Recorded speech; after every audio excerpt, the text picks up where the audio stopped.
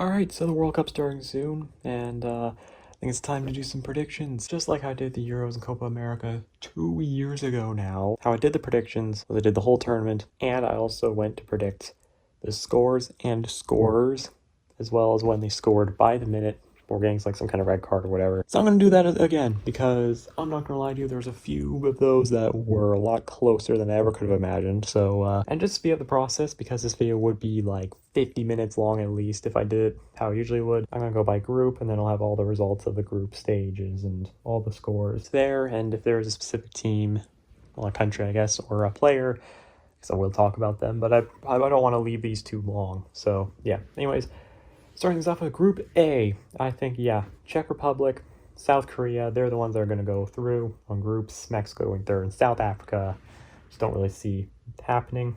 Group B, which might generally go down as the easiest group in World Cup history. I think Switzerland are going to top the group. I do think Canada will go second, and Bosnia will go third. It will be a very tough match. I think Bosnia versus Canada will definitely be a huge match in this group. I think this will definitely be the deciding game. And it's the very first game of the group, so that's pretty crazy. Obviously, Qatar going last. It felt a little harsh picking Qatar last, and on like minus 10 goal difference, only really like a thief scoring for them, but then they do get an own goal their way too. But I just couldn't think of any reason to give them any points. They just still don't seem that great. The quality gap seems pretty huge. I mean, they were hosts and they still could only score one goal, and technically speaking, we're still the worst country in World Cup 2022. Oh my god, I'm sorry for the background noise. I've been trying to record stuff for no joke 3 months, and it's been very difficult to record literally anything. And the World Cup's in a few days. I have like stuff to do the next 3 days straight. I have no idea. Dude, the World Cup might start the next time I have a chance to record anything like this. So you guys are going to have to deal with it, and you're going to fucking like this background noise. Group C is going to be a very interesting group. I mean, a lot of this I've actually started writing out before a lot of Hades, like preseason stuff. But they've actually been doing really good, like in friendlies and stuff right now, which is crazy. Already considering the fact that Brazil's on the decline, Morocco's looking good, but you don't know if they're going to repeat. And then Scotland haven't looked better than they ever have. So this actually might be by far the biggest group of the entire group stage. I have Morocco going top, but I have Brazil going through second, only head on goal difference over Scotland third. And unfortunately for Haiti, I think this competition is just going to be too much. There will be some pretty ugly scorelines, I gotta say. And considering how they're playing right now in the preseason stuff, I'm a little bit worried about how I've predicted them so harshly. But Group D is where our third and final host, the USA, are playing, which is in the fourth group of the tournament. What? Anyways, a lot of people really... And okay, the first thing I want to say is that, yeah, it is America. So, like, the Americans are not going to know exactly how good their country's supposed to be, because they don't really watch it. I mean, the only time... No one cares about this sport in this country. Like, pretty much no one. But everyone cares about it all of a sudden when it's the World Cup. Problem is, they have no idea how bad they actually are at this thing. And there are genuinely way too many people that think either America could get to like the quarterfinals or something, or win the goddamn thing for some reason. America has only been, like, I think, was it third place once in 1930, when there's only 13 countries in the World Cup. And they'll be reminded exactly why they don't care about the sport, because it's not America's sport like the NFL. This group's going to have Turkey topping it. There's no fucking way they're messing with this. Though this one is a bit of might shock a lot of people, especially because it doesn't seem like a lot of people are predicting them to go through. I have Australia in second. I just feel like Australia's been underestimated like every World Cup. No one thinks they get out of the groups, and then they do. I gotta admit, this is definitely the weakest Australia side, so this might be a bit over the top predicting there. I have America going third, and then Paraguay going fourth. And what's really brutal is that both Australia, USA, and Paraguay all get 2 points, and just 1 goal difference separating all three sides, pretty much. Australia's on -1, USA's on -2, and Paraguay's on -3. This will be such a brutal exit for Paraguay, and depending on how the third place countries go, even America. Group E has some huge scorelines, including an 8-1 win for Germany against Curacao, which will be, I think, one of the biggest wins in World Cup history. So, yeah, I really think this World Cup's going to deliver up some huge scorelines with sides like Cape Verde, like Curacao, obviously, like Jordan and Iraq being in this World Cup. it's gonna offer some huge score lines, and yeah, Germany's obviously going to be a side. I feel like that's going to really pounce on those kinds of scores too. So yeah, obviously I have Germany topping the group, which crazy enough will actually be the first time they're getting out of a group stage since they won it back in 2014, which is a crazy fact that definitely needs to be squashed this World Cup, especially with the group they have. They should not be getting eliminated here, realistically. And I think it's been enough time they can finally overcome this. I think their squad also surely has to be good enough by now, but I mean, how many times they say that about Italy and they are still not in a World Cup. But yeah, Germany tops the group. I have Ecuador going second, and then in third I have Ivory Coast, and then Curacao in fourth. But yeah, with 1 point in third place, doesn't look good for Ivory Coast when it comes to advancing from here, because I feel like Curacao could pull off a surprise draw against them and draw 2-2. Group F is a very interesting group as well, because this is kind of a group of shit. Tunisia is obviously not like a great side. Japan has been having a big injury crisis. Two of their best players still have Kubo, but it's not good.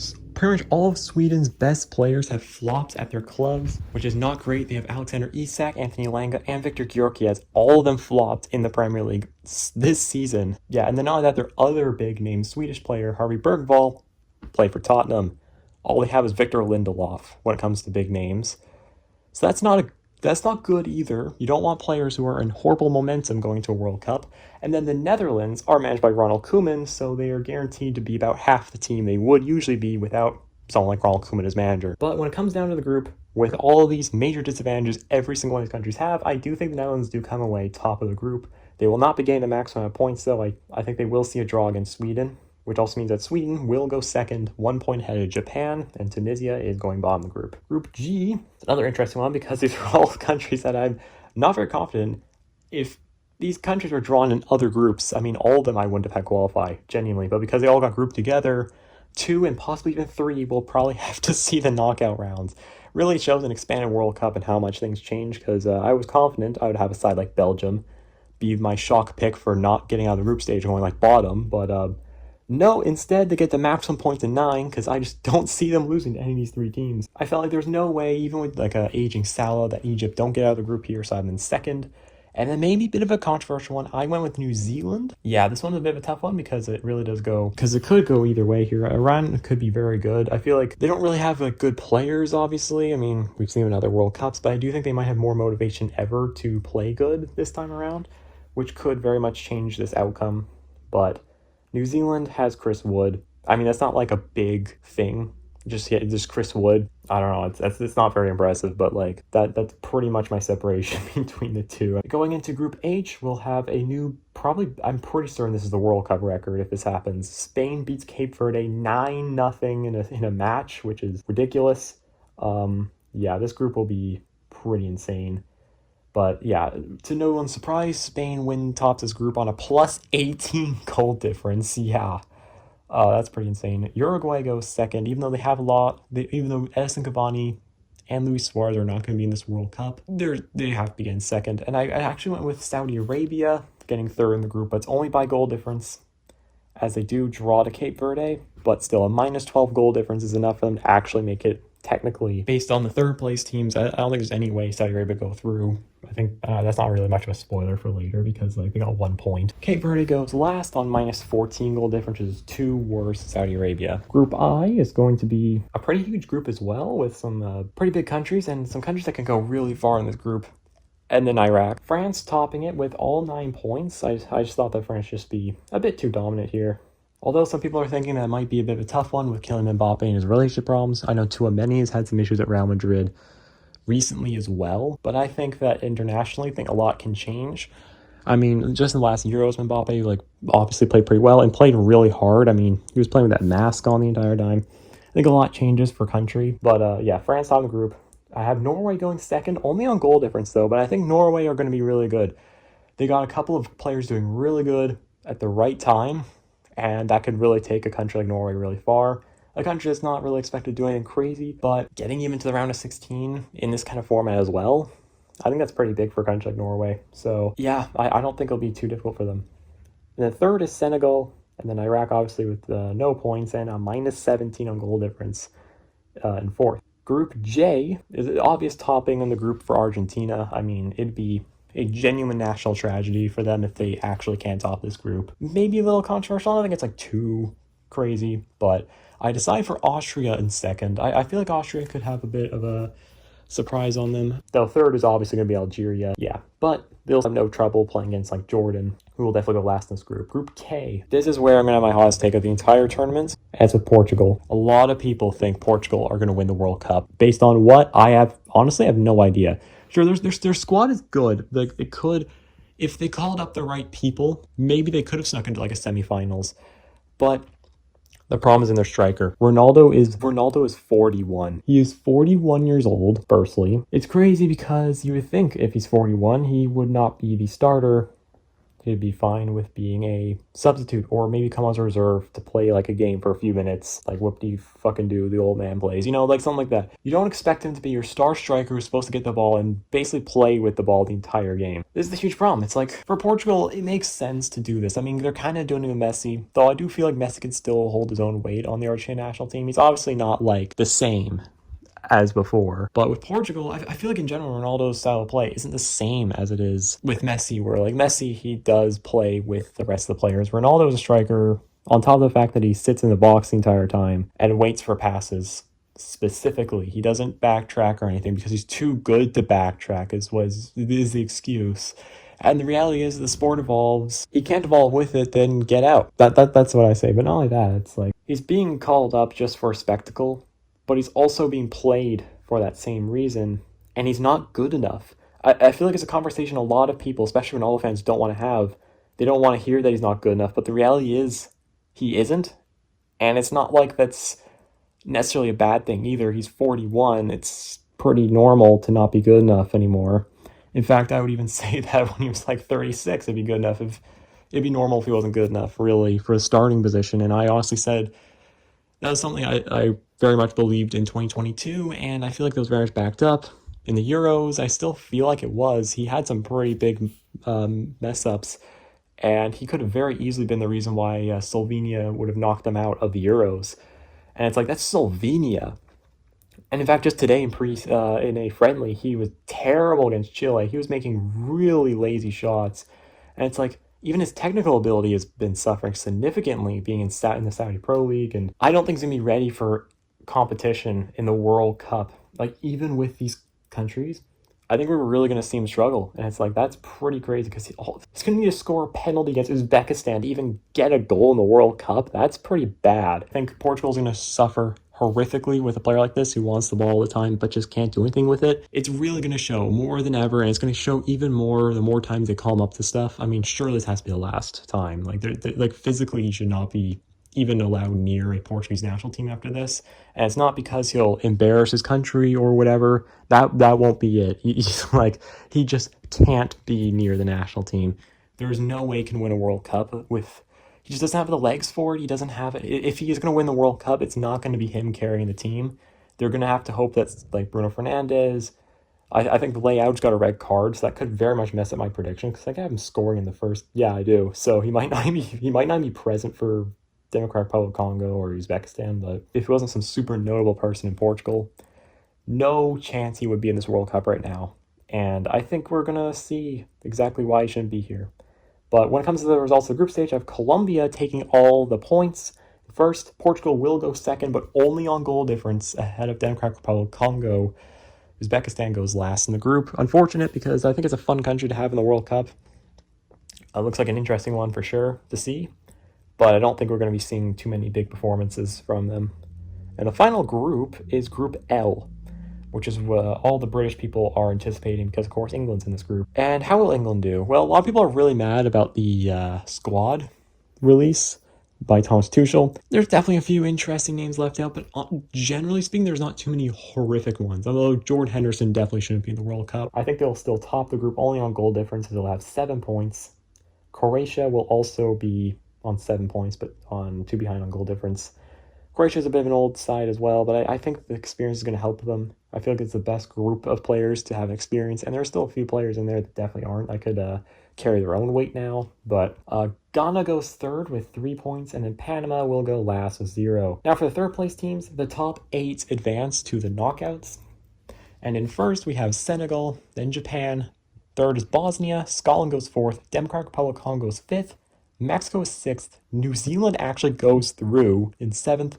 And then Ghana takes last spot in eighth, which means Algeria, the United States, Ivory Coast, and Saudi Arabia go out.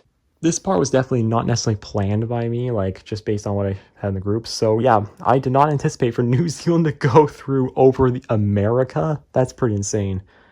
This actually how it turns out. This would be quite a disaster for America. But anyways, now we're on to the round of 32. So the first match is South Korea versus Canada. And yeah, as much as I wanted Canada to go through, I think South Korea will win in extra time 3-2. This one's a huge match again, round of 32. Netherlands versus Brazil. And I have Netherlands winning on penalties over Brazil. There'll be a few penalties that will be stopped in total. The Netherlands will have one on theirs as well as Brazil, but the one that will actually be the decider will be Fabinho's that gets saved. Germany gets a pretty easy match against Scotland. It's going to be a 4-1 win for them. France playing Japan. As much as Japan is the masters at pulling off huge shocks in the World Cup, I think their injury problems they've had in this just coming up before the World Cup is going to already hurt them because of the group stage, but even more because having to play France. In the end, they're going to make this really close, but in the end, it will be France going through. Morocco against Sweden. I have Morocco winning it 3-2. Czech Republic versus Senegal. It will end 3-2 for Czech Republic on extra time. Croatia gets a pretty easy match against Democratic Republic of Congo. I think they're winning 5-0. Portugal then plays England, and I think it will be England winning it 3-0. A tough one for Portugal to get drawn. I think Ronaldo is going to get a red card at the very end of the game, probably even after the final whistle. He's probably going to have a huge tantrum about something. I think, you know what? With it probably being his last World Cup game, anyways, last international game at least he'll care about, probably last even at all, he's probably just going to lash out at the fullest and just get himself sent off. Spain plays Austria, and yeah, there's no way Austria takes down Spain. It's a 4-1 win for the Spanish. Turkey versus Bosnia, I think it's going to go 2-2, but it will go Turkey's way on penalties, with Bosnia missing their very first penalty. That's the only one that gets missed. Turkey scored all their goals, and yeah, that's just them out. One mistake, and that's it, really, and they can't really do anything else about it. El Shittico, Belgium versus Mexico. I think Belgium win it 1-0, a third-minute goal by Romelu Lukaku, and somehow one of these two nations get to the round of 16 when I honestly could have had them grouped if this is a 32-team tournament. Argentina playing Uruguay. It's going to be Argentina winning it 3-1. Another insane matchup. One I would never imagine. Australia plays Egypt. I went for a bit of a surprising one here as well. I actually have Australia beating Egypt 2-1. Colombia versus Ghana. It'll be a very tight one again, but Colombia will win it 3-2. Switzerland plays New Zealand, and it's going to be an obvious win for them. 5-0 for Switzerland. And that is the last of the round of 32. We go right into the round of 16. South Korea plays the Netherlands, and they win 3-2. You know, the World Cup is full of surprises, and the World Cup has never gone traditionally. There's always a couple of sides that are able to take out the big ones just out of nowhere. And I think the Netherlands are definitely going to be one of those sides that get taken out by a much smaller side. And South Korea are known for huge upsets. They're definitely one of the sides that are able to pull it off, and I think they will. What I think will really become crucial is that Netherlands goalkeeper Bart Verbruggen is going to get a red card, which will eventually lead to Huai Chang scoring a 97th minute winner in the end. Koeman will probably be sacked, or he'll resign after this. Germany versus France, a huge match to have in the round of 16, and France will win it 2-1. Another big one is England versus Spain, and this is definitely where England will go out 4-0. Turkey plays Belgium, and I have Turkey winning it 2-0. This will be a huge game. Morocco versus Norway. It will go 3-3, but it will be Norway that wins on penalties. Croatia plays Czech Republic. Croatia will win that 3-1. Argentina gets a huge draw for themselves. They get Australia in the round of 16, and yeah, they're going to win it 4-1. I feel like Australia could sneak a penalty in, but obviously Argentina's going to have control all game. And then the last of the round of 16 is Switzerland versus Colombia.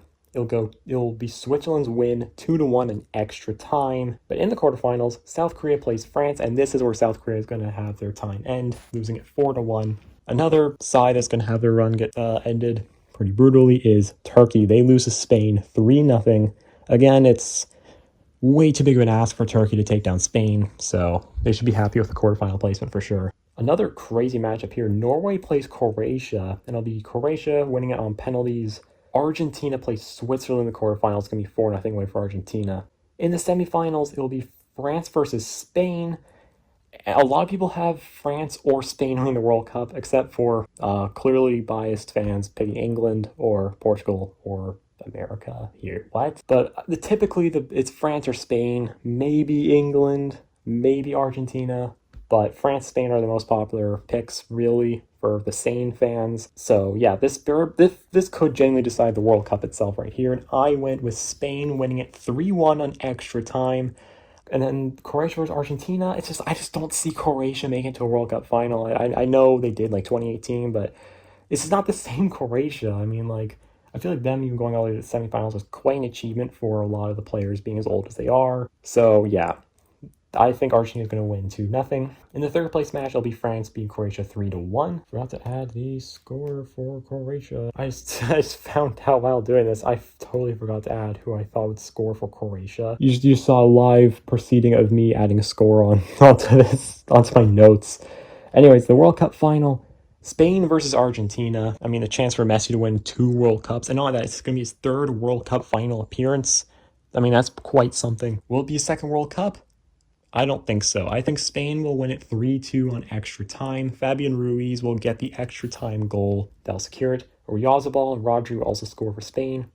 In the final, I think Messi will get a goal as well as Julian Alvarez getting a late one to keep Argentina alive. With that, there's still a few other things here. I got Golden Boot. Hopefully I got this accurately. I was kind of rushing when I was doing this, but I'm pretty certain this is accurate. The top scorers, I found on the World Cup, the credit the top 3 as well as for the most assists. So I checked for the top 3, and if there's a tie for it, then I added the extra names. But anyways, the Golden Boot is, I think, pretty obvious when you've already seen this whole thing in full, that Kylian Mbappe is going to win the Golden Boot. He will get 11 goals in the tournament, which I think is just Fontaine, who is also French, got 13 goals in 1 World Cup tournament. So yeah, Mbappe nearly beats that, and I'm pretty certain Mbappe, with this, becomes the all-time World Cup goal scorer, because I think he already has like 9 goals. Getting 11 would put him at 20, and Miroslav Klose has 16. He has the most. I know that Messi, depending on how many goals he gets, he might temporarily have that record, because I think he's at 14 or 13 goals. So if he gets 4 goals in the World Cup before Mbappe can get like 7, then Messi will have the record for a bit. Second place is Ousmane Dembele. He ends up adding up to 8 goals total. For assists, I have Lionel Messi and Ousmane Dembele both having 4 assists. Technically tied on third is Luka Modric, Mikel Oyarzabal, and Bruno Fernandes have them all at 3 assists. I think David Raya will be the best goalkeeper, which will make sense. Argentina won it. Player of the tournament, I know that some people might not like this pick, considering Mbappe got way more goals, but we saw in the last tournament as well that Messi ended up getting over Mbappe. So I think Lamine Yamal winning the tournament is not going to be the biggest shock. I think Mbappe will be credited with 2nd, and Messi will be credited with 3rd. Young player tournament, technically would be Yamal, but I have a star in case, because I don't know exactly how they do it. Because I don't even remember if it surely it's happened, right? They probably have a Pele if he was young enough for it, where the player of the tournament would go to him, but then young player tournament would be him. But I'm pretty certain that this, in other awards in the past, if a player could be eligible for young player tournament wins the regular player tournament, they actually exclude them from young player tournament, I think. And if that's the case, I think Kiribati will win young player of the tournament. Manager tournament will be the Spanish manager, Luis de la Fuente. And lastly, I have team of the tournament. I have picked out players from each position to have here. I don't think they did in the last World Cup. I know in the Euros they did, but whatever. I'll still have it here so you can have at least a idea of what I think of the players in general, if it's not going to end up being a thing they add. So goalkeeper is David Raya. Left back is Tagliafico. Center back is Kiribati, as well as Lisandro Martinez. Jules Koundé goes at right back. Luka Modric and Pedri are the central midfielders. Messi's at cam. Lamine Yamal on the left wing. Kylian Mbappe as striker. Ousmane Dembele at right wing. Fortunately, I couldn't find room for Julian Alvarez, Lautaro Martinez, Mikel Oyarzabal, not even Bruno Fernandes. But I guess that's the way it goes sometimes. But yeah, so those are my predictions. Thanks for watching, and I'll see you guys later. Hopefully this video wasn't too long. But yeah, bye.